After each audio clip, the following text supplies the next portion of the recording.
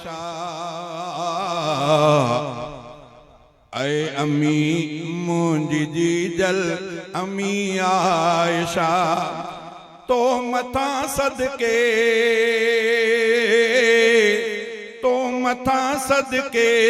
तुंहिंजा सब बचा ऐ अम्मी मुंहिंजी जीजल अम्मी आयशा ऐ अम्मी मुंहिंजी जीजल अम्मी आयशा तो मथा सदके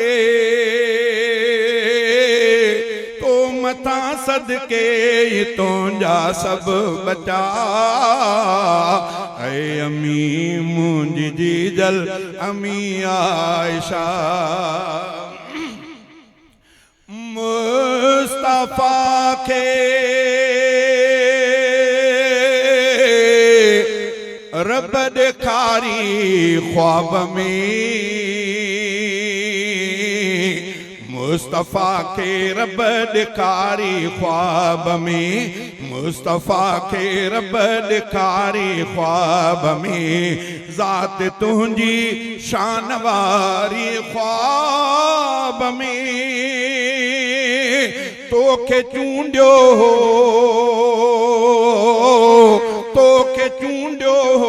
नबी अलैह खुद खुदा ऐ अम्मी मुंहिंजी जीजल अम्मी आयशा ऐ अम्मी मुंहिंजी जीजल अम्मी आयशा तो मथा सदके तुंहिंजा सब बचा ऐ अम्मी मुंहिंजी जीजल अम्मी आयशा आयते ततहीर तुंहिंजे लैल थी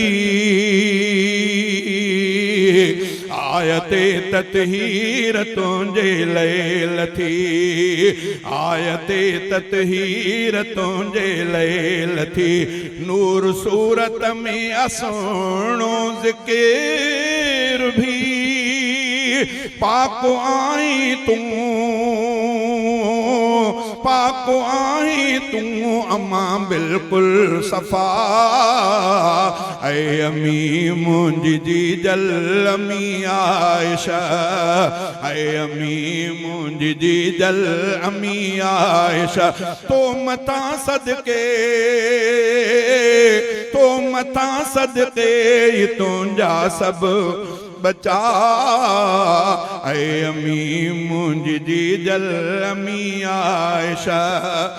मोमिनन खे साह खां प्यारी अम्मा मोमिनन खे साह खां प्यारी अम्मा मोमिनन खे साह खां प्यारी अम्मा तूं जग जे चाह खां न्यारी अम्मा तोसां तुंहिंजा प्यार बचा कन था वफ़ा ऐ अम्मी मुंहिंजी जीजल अम्मी आयशा ऐ अम्मी मुंहिंजी जीजल अम्मी आयशा तो मथा सदके तुंहिंजा सब बचा ऐ अम्मी मुंहिंजी जीजल अम्मी आयशा सतरहीं रमज़ान अंगारे रात जो 17 रमज़ान अंगारे रात जो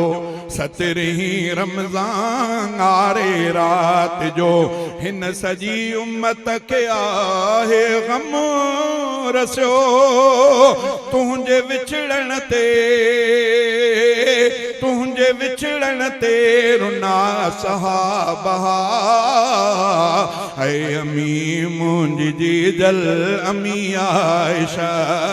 ऐ अम्मी मुंहिंजी जीजल अम्मी आयशा जून 13 17 रमज़ान ते जून 13 17 रमज़ान ते गमज़दा उम्मत सजी थी वफ़ात ते तूं बचन खां थी आहे मिठड़ी जुदा ऐ अमी मुंहिंजी जीजल अमी आयशा ऐ अमी मुंहिंजी जीजल अमी आयशा पंहिंजे बचड़े जी अथई पारत अमी पंहिंजे बचड़े जी अथई पारत अमी पंहिंजे बचड़े जी अथई पारत अमी ग़ुलाम क़ादिर खे ॾिजां जन्नत वठी सार लहजा तूं मुंहिंजी रोज़े जज़ा ऐ अमी मुंहिंजी जीजल अमी आयशा ऐ अमी मुंहिंजी जीजल अमी आयशा